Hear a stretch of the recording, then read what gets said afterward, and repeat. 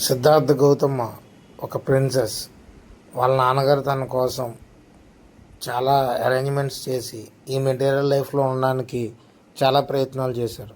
గౌతమ పుట్టిన సమయంలో astrologer predict చేశారు, ఈ వ్యక్తి ఖచ్చితంగా బయట ప్రపంచాన్ని చూస్తే కనుక సన్యాసి అయిపోతారని. అప్పుడు గౌతమ్ బుద్ధ నాన్నగారు మొత్తం మా ఒక అందమైన అమ్మాయిని పెళ్లి చేసి విలాసాల్లో ఉంచి మెటీరియల్ లైఫ్లో ఉంచడానికి చాలా ప్రయత్నాలు చేశారు. గౌతమ్ బుద్ధ కూడా చాలా పెద్ద అయ్యే వరకు, యుక్త వయసు వచ్చే వరకు అక్కడే ఉన్నారు. కానీ ఒకరోజు అనుకోకుండా కోట దాటడం జరిగింది. బయట రోడ్డు మీద వెళ్తున్న ఒక శవాన్ని చూశారు. తర్వాత అడుక్కునే వాళ్ళని చూశారు. తర్వాత రోగిష్టి వ్యక్తుల్ని చూశారు. ఇవన్నీ చూసి నేను కూడా ముసలోడిని అవుతాను, నాకు కూడా రోగం వస్తుంది, నేను కూడా చనిపోతాను అనే విషయాలు ఆయనకి మొట్టమొదటిగా అర్థమయ్యి మళ్ళీ రిటర్న్ బ్యాక్ రాలా, కోటకి రాలన్నమాట. డైరెక్ట్గా అరణ్యానికి వెళ్ళిపోయి తపస్సు చేశారు.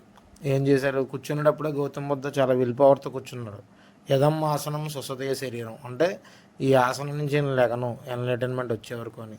ఎముకలు వచ్చేంత స్కిన్నీ పర్సనాలిటీ అయినా సరే ఆ తపస్సులోంచి లెగలేదు. లాస్ట్కి బోధి చెట్టు కింద గౌతమ్ బుద్ధుడికి ఎన్లైటన్మెంట్ జరిగింది. గౌతమ్ బుద్ధుడు ఏం చెప్పాడు? లైఫ్ ఈజ్ సఫరింగ్ అన్నాడు. అంటే జీవితమే దుఃఖం. ఆ దుఃఖానికి కారణం Dzire is the root cause of suffering. అంటే మనకున్న కోరికలే దుఃఖానికి కారణం. సో కోరికలను తగ్గించుకోండి.